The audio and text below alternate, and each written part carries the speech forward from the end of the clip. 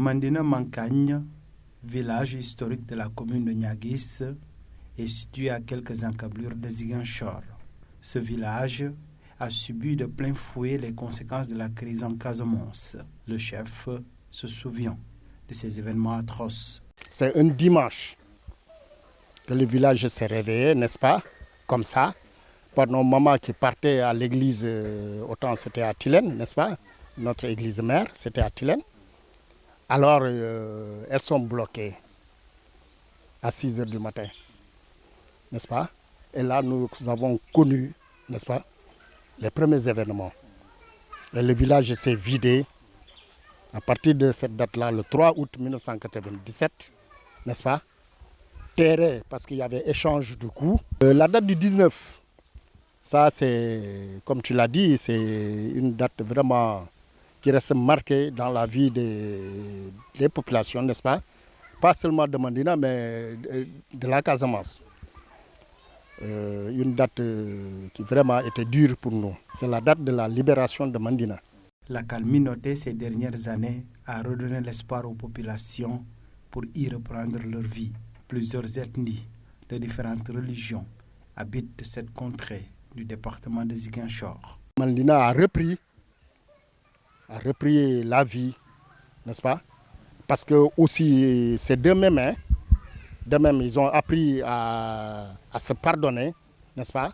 À tourner la page, à vivre ensemble, n'est-ce pas?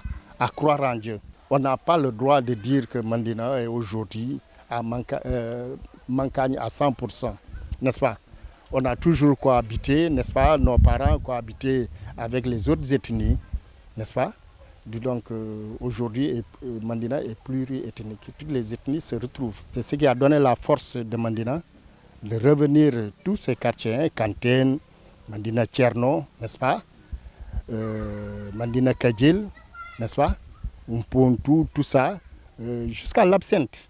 Aujourd'hui, à l'Absinthe, les populations sont là-bas. Malgré la réalisation de quelques infrastructures, l'enclavement interne constitue un handicap pour les populations. L'état de dégradation avancé de la route principale de ce village indispose les riverains. Vous avez vu la route. On a toujours crié, pleurer, c'est notre doléance première, la route. Parce que qui dit Mandina, Kantène et Mandina, vous avez vu ce que ça fait. Pour aller là-bas, il faut faire le tour passant par Kandialan.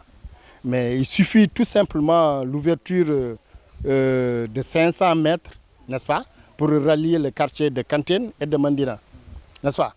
Et même pour ce qui est de Bokot Mankagne, il suffit d'ouvrir pour rallier Bokot Mankagne et Mandina, n'est-ce pas?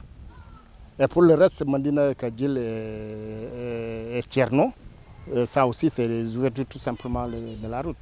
L'absence de structures sanitaires hante le sommeil des habitants de Mandina Mankagne. Ils sont obligés de rallier Ziguinchor pour espérer se soigner. Il y a la question de ce qu'on appelle une case de santé.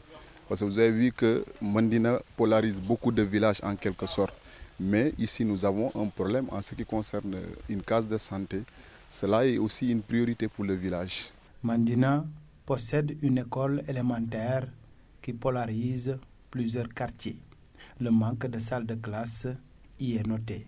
Une situation qui impacte sur le bon déroulement des enseignements-apprentissages. C'est la seule école que nous avons et qui polarise même des enfants qui sortent de Tilène, Kandjalan, Kantène, tout le monde ici.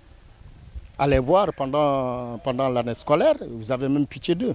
Nous sollicitons la construction des salles de classe et si possible une autre école. Voilà. Et on peut rêver d'avoir un CM. Nos gosses réussissant ici à Mandina, ils sont obligés d'aller à Kandjalan, n'est-ce pas, ou à Ziguinchor, au CMT, tout ça. Donc Mandina, vu sa population grandissante, nous sollicitons un CM.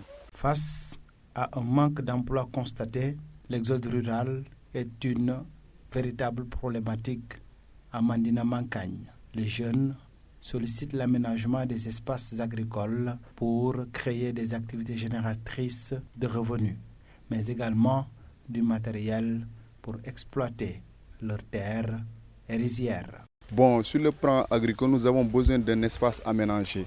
Parce que nous avons nos mamans et il y a beaucoup de jeunes qui veulent vraiment s'investir dans le domaine de l'agriculture.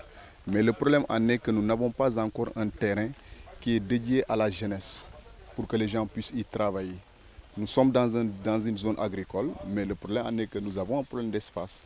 Il faut qu'il y ait une politique d'accompagnement pour que les gens puissent vraiment œuvrer dans le domaine de l'agriculture. Vous avez vu que la majeure partie des jeunes peinent à trouver du travail. Et nous n'avons pas un espace aménagé pour que les gens puissent y travailler. Maintenant, s'il y a un espace bien aménagé et que les jeunes puissent trouver et que les jeunes arrivent à trouver du travail, cela va non seulement contribuer à la lutte contre ce qu'on appelle l'immigration clandestine, mais encore contre ce qu'on appelle la question de la rébellion. Et les jeunes aussi ont besoin d'un foyer, là où les gens vont se retrouver pour pouvoir discuter et partager sur des questions du village. Mandina Mankagne revit son lustre d'antan. Aujourd'hui, les citoyens de cette contrée ne se déplacent plus pour voter. Les autorités, notamment la mairesse de Niaguis, y a effectué son devoir civique lors des législatives dernières.